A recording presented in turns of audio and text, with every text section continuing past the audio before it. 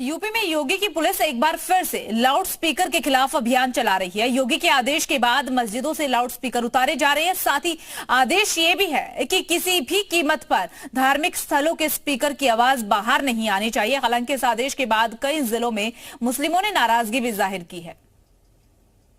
प्रदेश में स्पीकर को लाउड करके बजाना मना है। यूपी में स्पीकर की तेज आवाज पर लगाम लगाने की पूरी तैयारी हो चुकी है। मस्जिदों से लाउड स्पीकर उतारे जा रहे हैं।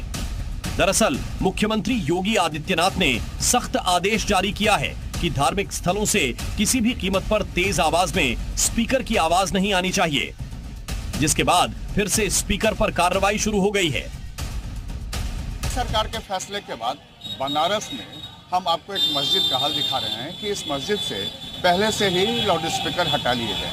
हमारे पीछे आप एक मस्जिद को देखिए, ये नई सड़क की मस्जिद है और जिस दिन योगी सरकार